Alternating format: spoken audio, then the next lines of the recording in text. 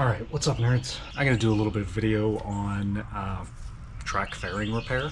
We got some fiberglass fairings, not great condition, for reasonable condition. They're a little bit old and we just need to get them repaired. There's some holes in them, some places where they've been crashed before, and then we're going to paint them. Unsure right now if I'm going to paint them or if I'm going to take them somewhere to get painted or wrap them or what I'm going to do with it, but first order is just to get them repaired. So, kind of background here is I was looking for some wheels primarily, although we needed some spares. Spare set of wheels for the CBR. It's been 2 weekends now we've been racing in the rain, and it'd be really nice to have some rain tires or a set of wheels that we can put rain tires on, have ready to go instead of chasing down the tire guy, you know, an hour before you gotta get in the race. I was looking for some spare sets of wheels. Getting some other spares would have been nice as well, like some spare bodywork and everything. So we did what any reasonable person would do and just bought another motorcycle. So that is what you see behind me here is a new motorcycle that we're going to be, you know, I was actually originally looking for a parts motorcycle, but this one kind of runs and seems good enough so far, so we may just go ahead and try to get it running, and then we'll have just a full other motorcycle in case anything happens. It's another 2007 CBR. You know, some decent spare parts on it. It's got full exhaust. It's got a Nolan's TTX shock in the back. Undetermined on what's going on in the front forks. We haven't pulled those apart to check what's going on. Rumor has it they may have some Nolan's valving or springs or something in there, which would be nice. If not, whatever. Slipper clutch, that's the other big one. It's got a STM slipper clutch in there. I do not currently have a slipper clutch in mine. If you've watched some of my track videos, you know that rear wheel hops around a lot and can be hard to get released smoothly as you're going into some turns, so that would be a nice addition if I get to swap that over. Yeah, I mean, overall it's going to be great to have just a full kind of set of spares. Anyways, enough of that. We are going to do some fiberglass repair. I'm going to do this one on the tank cover.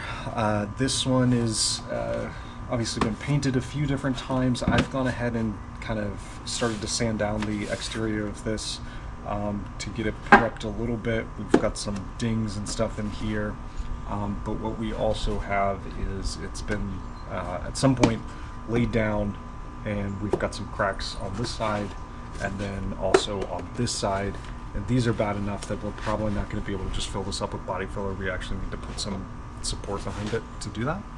So the things you'll need for this, we've got some, actually just bought this kit. We went straight to Lowe's and got everything. Fiberglass kit, or fiberglass resin, really glorified epoxy here. It's just 2 parts. So you've got the actual resin itself, and then you've got some hardener. We're going to want to mix it up in something. Just note that as with any epoxy based thing, basically anything you use it on, it's going to get ruined. So make sure whatever you're putting it in is moderately disposable for you. And then the other part is just some fiberglass cloth. You can get matting, you can get cloth. I am not an expert in any of it.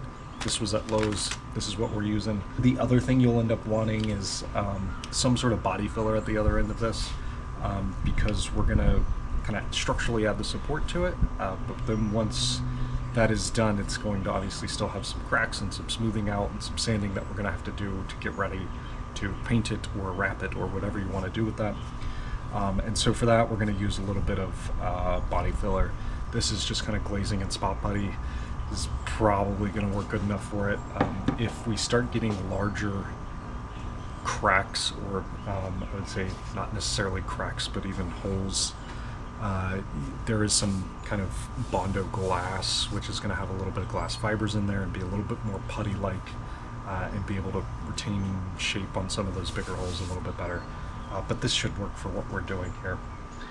Oh, and then the other thing you'll want is just something to spread the resin with once you've kind of mixed it all up. I have actually gone ahead and cut a couple of these pieces. You'll also need some sandpaper. For the actual fiberglass portion, I do like scuffing it up a bit with something heavy. This is going to be 80 grit sandpaper here. Or no, I'm sorry, this is 60 grit. You can use 80 grit. Just something fairly rough that's going to kind of scuff up those edges and let it adhere to something structurally there. You're obviously going to want to clean this as well. You can use acetone. I've got just a big old thing of isopropanol alcohol that usually works as well. I'd also recommend the kind of heavy duty blue shop towels to it, just because they don't shred quite as much when you're trying to wipe things off. If you have a towel, that works as well. We're going to go ahead and start mixing this stuff up. Alright, so we've got our fiberglass resin liquid hardener mixing container. So as we look at this, this is 1 fluid ounces to about 8 drops of liquid.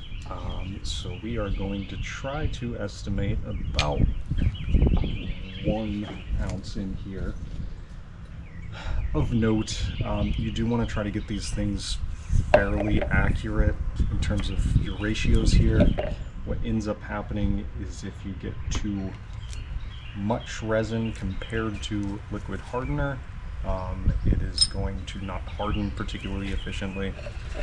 It's going to take too long, and then you're going to get some movement. It may not, if you really don't put enough in there, it may not harden at all. If you put too much hardener in there, it's going to harden too quickly, and you're going to quickly run into issues with actually spreading this stuff on and getting it to permeate through the fiberglass. So that's going to be about 1 ounce of that. 1, 2, 3, 4, 5, 6, 7, 8. And then we are going to mix this up.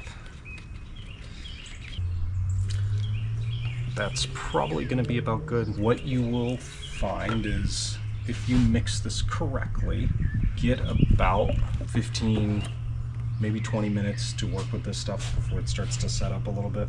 All we're going to do here is we are going to just essentially like place this where we want to, make sure that fits, and then before I set this in, we're going to actually give it a little bit of resin, coat it right where it's going to go.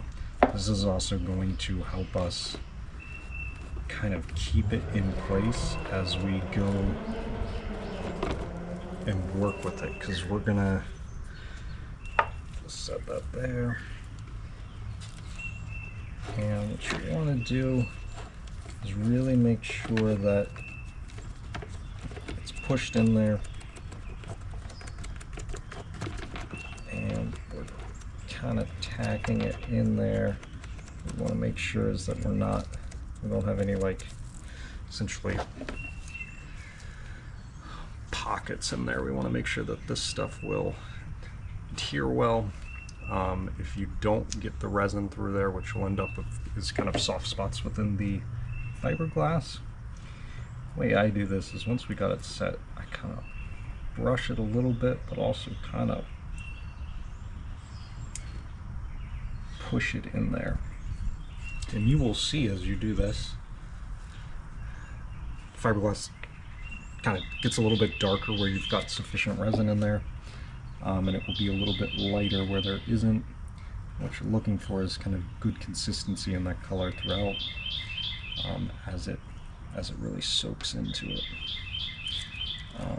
So as we get enough resin in here, that glass really starts to become almost transparent.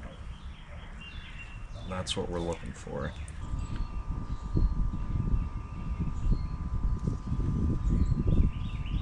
Alright, so that's about it. We're going to let this harden. I think it usually says about 2 hours or so before you can sand it. It really depends on weather. We've got a really nice day today for this, although it is a little bit humid in South Carolina, so sometimes these things take a little bit longer to set. But, I usually give it, 3 hours maybe before I come back. You can come back and kind of start to feel when it gets tacky, when it starts to set up a little bit, and you really gauge how it's doing there. So that's it for today. We'll clean this up. If you guys found this helpful, definitely let me know. This is a very common repair that you'll end up having to do if you're on the track, and if you can do it yourself, you can save a little bit of coin. Obviously the painting and stuff is going to be a whole different beast. We'll see if we do that. I mean, I don't have a paint booth or anything, so if I end up painting fairings, it's going to be a rattle job. We're at least going to get these prepped pretty well for now, and then we'll kind of figure out what we're going to do with the painting of them. Cool. See you guys next time.